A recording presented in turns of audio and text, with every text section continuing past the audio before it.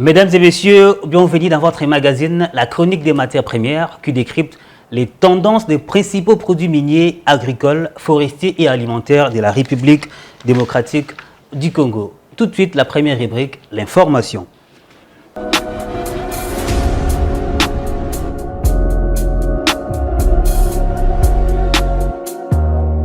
On va parler de Total Energy, un résultat net ajusté en recul de 27% au premier trimestre 2023.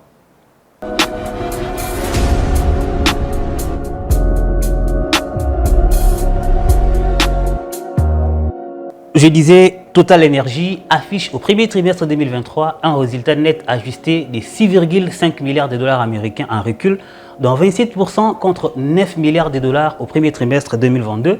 Sur ce trimestre 2023, les groupes pétroliers affichent un cash flow de 9,6 milliards de dollars et une rentabilité des capitaux employés moyen à 25%. Dans un environnement des prix en retrait sur les pétroles et les gaz, sur cette période, son résultat net IFRS est de 5,6 milliards de dollars américains sur ce trimestre, en hausse de 12% contre 4,9% au premier trimestre 2022. Dans un environnement des prix du Brent à 81 $ par baril en moyenne, son activité exploration-production génère sur ses premiers trimestres 2023 un résultat exceptionnel net ajusté de 2,7 milliards de dollars américains et un cash flow de 4,9 milliards de dollars avec une production en croissance de 2% par rapport au trimestre précédent, bénéficiant notamment du démarrage de la production de gaz sur les blocs 10 en Oman et à l'acquisition d'une participation de 20% dans les champs pétroliers de Sarb, Loulou aux Émirats arabes unis.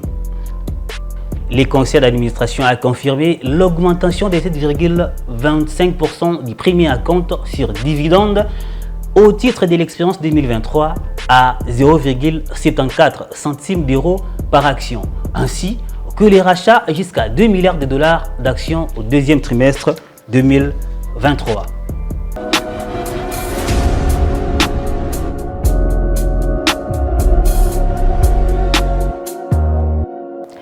À présent, les matières premières, le minerai.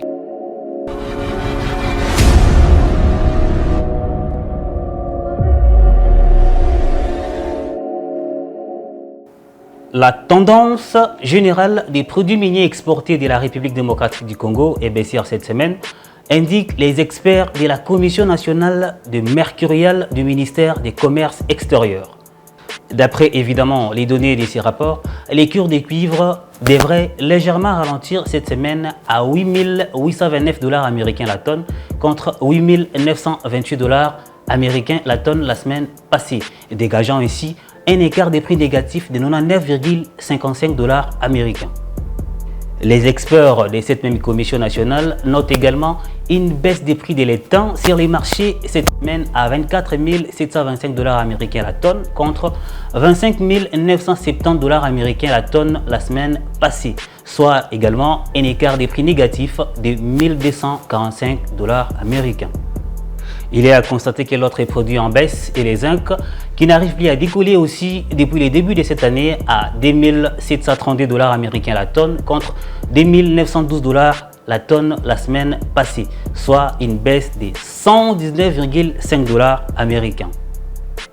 Par contre, les tantales devraient s'y vendre à 384 $ le kilogramme cette semaine contre 380 $ le kilogramme la semaine passée, dégageant ainsi une hausse des prix de 4 $ américains.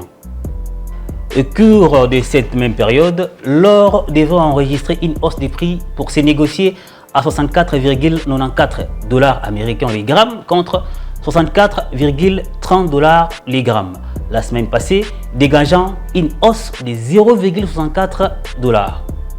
Il s'est de noter que l'or conserve cette tendance haussière depuis quelques semaines déjà sur les marchés. Les cours de minerai d'argent est également en hausse cette semaine à 0,81 $ les grammes contre 0,78 $ les grammes la semaine passée, soit une hausse de 0,03 $ américains. À présent, les matières premières agricoles, forestières et alimentaires.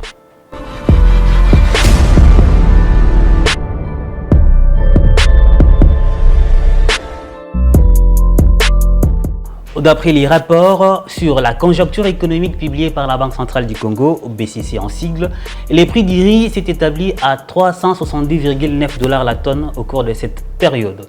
Les mêmes documents renseignent que le riz n'est pas le seul produit agricole à connaître une baisse des prix sur les marchés internationaux ou encore nationaux au cours de la période sous analyse. Quant au blé, son prix a chuté à 249,4 $ la tonne, soit une baisse de 3,7% par rapport à la dernière semaine du mois de février 2023.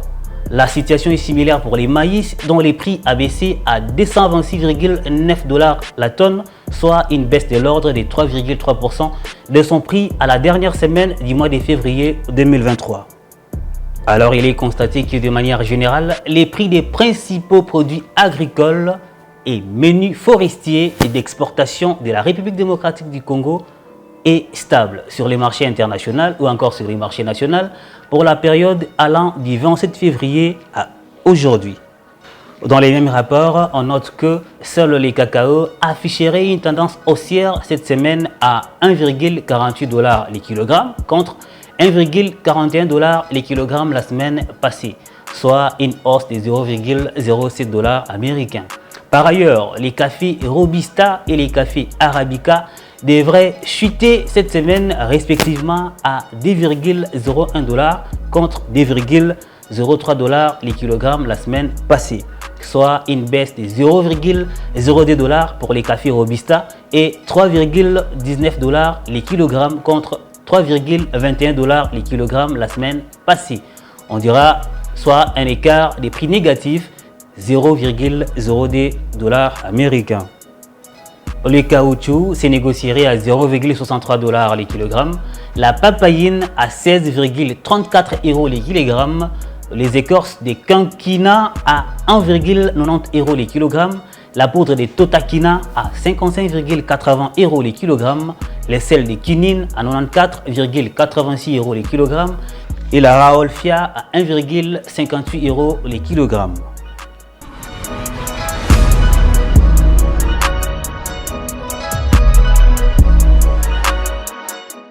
À présent, la matière première du jour.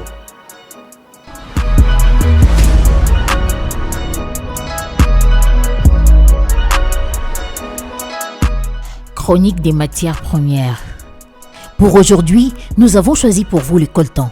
Le coltan est un minerai de couleur noire ou brun-rouge dont on extrait le niobium, d'abord appelé colombium, et le tantal. Il est formé par l'association de deux minéraux et la tantalite en proportion variable. La colombite a été découverte en Nouvelle-Angleterre aux États-Unis d'Amérique. Le coltan se trouve en quantité commerciale en Afrique centrale, notamment en République démocratique du Congo, dans la région du Kivu, qui détient entre 60 et 80% des réserves mondiales, ainsi qu'en Australie, au Brésil, au Canada, en Espagne, dans la région de l'Orénoque, au Venezuela et en Chine. Concernant son utilisation, le coltan est une source importante pour la production du tantal et plus accessoirement du niobium. Le tantal est très prisé pour sa grande résistance à la corrosion. Considéré comme un métal stratégique, il est surtout utilisé dans la fabrication des condensateurs pour les équipements électroniques, mais entre également dans la composition d'alliages de cobalt et de nickel dans l'aéronautique et particulièrement dans la fabrication des réacteurs. On l'utilise aussi comme revêtement dans les échangeurs des chaleurs et dans les alliages pour les outils de coupe ou de tournage. Le niobium a des propriétés très proches de celles du tantal. Cela rendit l'identification respective des éléments difficiles au début du XIXe siècle. S'agissant de l'importance des besoins dans les industries de pointe, le secteur de l'électronique utilise 60% à 80% de la production de tantal pour la fabrication de composants électroniques. En particulier, il entre dans la composition des condensateurs et de filtres à ondes de surface utilisés dans les téléphones mobiles ou les ordinateurs. En 2000, une pénurie mondiale et une hausse des prix du tantal auraient empêché la fabrication de la PlayStation 2 de Sony en quantité suffisante.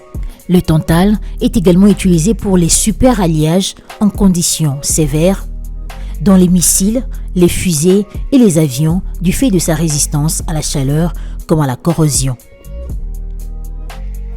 Fin de ces magazines Chroniques des matières premières. Merci de l'avoir suivi et à très vite.